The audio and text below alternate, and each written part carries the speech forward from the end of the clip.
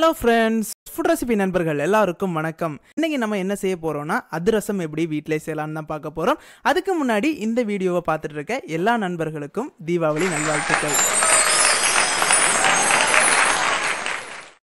தீபாவளினாலே நிறைய இனிப்புகளை ஷேர் பண்ணுவோம். அதுல இந்த அதிரசமும் ஒன்று. இந்த அதிரசத்தை எப்படி கரெக்டான பக்குவத்தில் டேஸ்டியாக செய்யலாம்னு தான் பார்க்க போறோம். ஸோ இந்த ரெசிபியை மிஸ் பண்ணாம வீடியோ ஃபுல்லாக பாருங்க. வாங்க வீடியோக்குள்ள போகலாம்.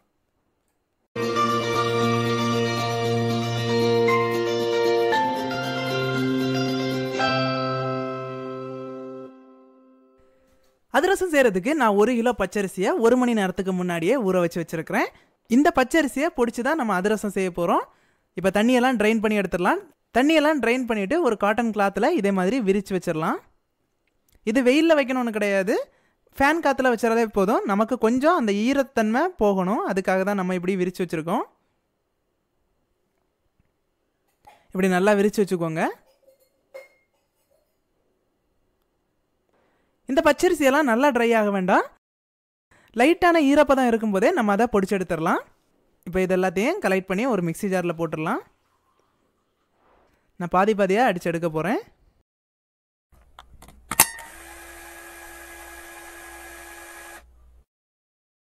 பச்சரிசியெல்லாம் நல்லா பொடிச்சு எடுத்தாச்சு. இதை நம்ம ஜலிச்சு எடுத்துடலாம்.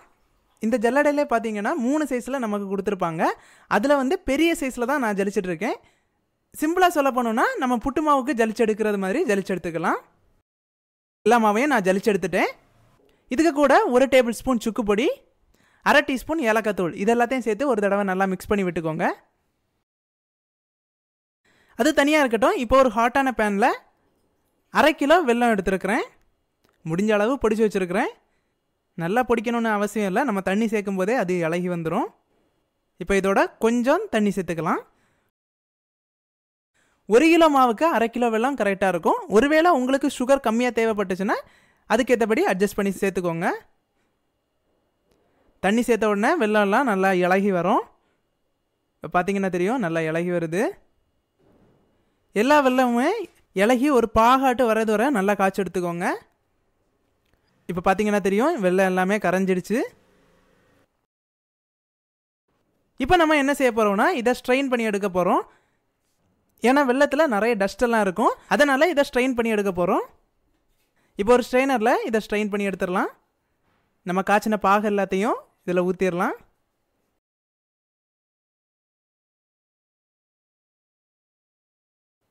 பார்த்தீங்கன்னா தெரியும் எவ்வளோ தூசி இருந்திருக்குன்னு. சுத்தமான பாகை நம்ம ஏற்கனவே காய்ச்சின பேன்லேயே திருப்பி ஊற்றிடலாம். கொஞ்சம் திக்காகட்டும். இந்த பாகுப்பதம் எப்படி இருக்கணும்னா நம்ம ஊற்றின உடனே கீழே போய் செடிமெண்ட் ஆகி இருக்கணும். அந்த ஸ்டேஜ் கரெக்டான பதமாக இருக்கும். இப்போ உருட்டுறது மாதிரியெல்லாம் வரண்டாம், அப்போ நமக்கு ஹார்ட் ஆயிரும். ஸோ அதுக்கு முன்னாடி உள்ள ஸ்டேஜில் எடுத்துக்கோங்க. நம்ம ஊற்றின உடனே கரெக்டாக செடிமெண்ட் ஆகி இருக்கணும், தண்ணியில் கரையாமல். இப்போ பார்த்தீங்கன்னா கரெக்டான பக்குவத்தில் வந்துருச்சு. இந்த பாகை நம்ம பொடிச்சு வச்சுருக்க அரிசி மாவோடு சேர்த்துடலாம். கொஞ்சம் கொஞ்சமாக ஊற்றி நல்லா மிக்ஸ் பண்ணி விட்டுட்டே இருங்க. அரிசி மாவில் பாகு ஊற்றும் போதே நல்லா இலகி வரும், அதனால் கொஞ்சம் கொஞ்சமாக சேர்த்து நல்லா மிக்ஸ் பண்ணி விட்டுக்கோங்க. ஒரேடியாக சேர்க்க வேணாம். இதை நல்லா மிக்ஸ் பண்ணி விட்டுக்கலாம்.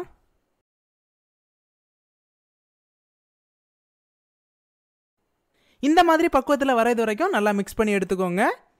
இந்த அதிரசத்துக்கு மாவு ரெடி ஆகிடுச்சு.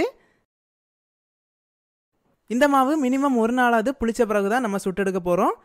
இதை 7 நாளைக்கு வரைக்கும் நம்ம வெளியே வச்சுருந்தாலும் இந்த மாவு கெட்டு போகாது. இதை ஃப்ரிட்ஜில் தான் வைக்கணும்னு அவசியம் இல்லை. இதை ஒரு மூடி போட்டு மூடி வச்சிடலாம். நான் இந்த மாவை 2 நாள் கழித்து தான் எடுக்க போகிறேன். 2 நாள் ஊற வச்ச பிறகு எப்படி இருக்குன்னு பாருங்கள். மாவு கொஞ்சம் திக்கான டெக்ஸ்சரில் வந்திருக்கு. நம்ம ஊற்றின டெக்ஸ்சரோட கொஞ்சம் கட்டியாக வந்திருக்கு. இதுதான் கரெக்டான ஸ்டேஜ். அப்போ தான் நம்ம தட்டி போடுறதுக்கு கரெக்டாக இருக்கும். இப்போ நமக்கு மாவு ரெடி ஆகிடுச்சு. நம்ம அதிரசத்தை சுடுறதுக்கு ஆரம்பிச்சிடலாம். அதுக்கு கொஞ்சமாக மாவு எடுத்துக்கோங்க. இதே மாதிரி ஒரு தடவை உருட்டிக்கோங்க. உருட்டிட்டு கையிலே ஜெண்டிலாக ப்ரெஸ் பண்ணி எடுத்தாலே போதும். இந்த சைஸில் ப்ரெஸ் பண்ணி எடுத்துக்கோங்க. ப்ரெஸ் பண்ணிவிட்டு சென்டரில் மட்டும் ஒரு ஹோல் போட்டுக்கலாம். ப்ரெஸ் பண்ணும்போதே கையில் ஆயில் அப்ளை பண்ணிக்கோங்க, அப்போ தான் நமக்கு ஒட்டாமல் இருக்கும். ஒருவேளை உங்களுக்கு கையில் தட்டுறதுக்கு வரலைன்னா வாழை இலை யூஸ் பண்ணிக்கோங்க. வாழை இலையிலையும் தட்டி எடுத்துக்கலாம். இப்படி தட்டி எடுத்த பிறகு நம்ம ஃப்ரை பண்ண போகிறோம். அதுக்கு ஒரு ஹாட்டான பேனில் ஆயில் நல்லா கொதிச்சிட்டு இருக்கு. இப்போ நம்ம அதிரசத்தை ஆயிலில் போட்டுடலாம். இது ஃப்ரை ஆகும்போது மீடியம் ஃப்ளேம்லேயே மெயின்டைன் பண்ணிக்கோங்க. அப்போ தான் நமக்கு உள்ளெல்லாம் நல்லா குக் ஆகி கிடைக்கும். இல்லைனா சீக்கிரமாகவே மேலே உள்ள லேயர் வந்து கலர் சேஞ்ச் ஆயிரும். ஸோ அதுக்காக மீடியம் ஃப்ளேமில் வச்சுக்கோங்க. ஃபஸ்ட்டு அதிரசம் போடும்போது மட்டும் ஹை ஃப்ளேமில் வச்சுக்கோங்க. அதுக்கு பிறகு மீடியம் ஃப்ளேமில் மெயின்டைன் பண்ணிக்கோங்க. இப்போ பார்த்தீங்கன்னா தெரியும் அதிரசம் நல்லா ஊதி வந்திருக்கு. இப்படி வரும்போது நம்ம அதிரசத்தை திருப்பி போட்டுடலாம். இன்னும் கொஞ்சம் குக் ஆகட்டும். இது சரியாக இருக்கும். இப்போ நம்ம ஆயிலேருந்து எடுத்துடலாம். சூப்பரான அதிரசம் நம்ம ரெடி பண்ணியாச்சு. இதே மாதிரி நம்ம ஒன்று ஒன்றா சுட்டு எடுத்துடலாம். ஒருவேளை நீங்கள் வீட்டில் அதிரசம் செய்யும்போது மாவு நல்லா தண்ணியாக இருக்குது, நமக்கு பிடிக்க வரல அப்படின்னா கொஞ்சம் அரிசி மாவு கூடுதல் சேர்த்து நல்லா மிக்ஸ் பண்ணிக்கோங்க. கரெக்டாக வந்துடும். ரொம்ப கட்டியாக இருக்குதுன்னா கொஞ்சம் ஜாகரி கூடுதல் சேர்த்துக்கோங்க. பாகு ரெடி பண்ணி அதிலே மிக்ஸ் பண்ணி புளிக்க வச்சு எடுத்துக்கோங்க. அப்போ சரியாக வந்துடும். இது பார்த்தீங்கன்னா இப்போ ஃப்ரை பண்ணி எடுத்த உடனே மேலே உள்ள லேயர் பார்த்தீங்கன்னா முறுமுறுன்னு இருக்கும். ஒரு நாள் ஆகும்போது மேலே உள்ள லேயர் எல்லாமே சாஃப்டாகி சூப்பராக வந்துடும். இதை ஏர்டைட் கண்டெய்னரில் வச்சு ஸ்டோர் பண்ணிக்கோங்க. இன்றைக்கி தீபாவளி ஸ்பெஷல் சூப்பரான அதிரசம் ரெடி பண்ணிட்டோம். ஸோ இதே மாதிரி நீங்களும் வீட்டில் ட்ரை பண்ணி பாருங்கள். ட்ரை பண்ணி பார்த்துட்டு எப்படி வந்துச்சுன்னு சொல்லிட்டு கமெண்ட் செக்ஷனில் கமெண்ட் பண்ணுங்கள். இந்த வீடியோ உங்களுக்கு பிடிச்சிருந்துன்னா சாண்டி ஃபுட் ரெசிபி சேனலை சப்ஸ்கிரைப் பண்ணுங்கள். இதே மாதிரி இன்னொரு டேஸ்டியான சூப்பரான ரெசிபியோட நாளைக்கு சந்திக்கிறேன். அதுவரை பபாய். கீப் ஆன் வாட்சிங்.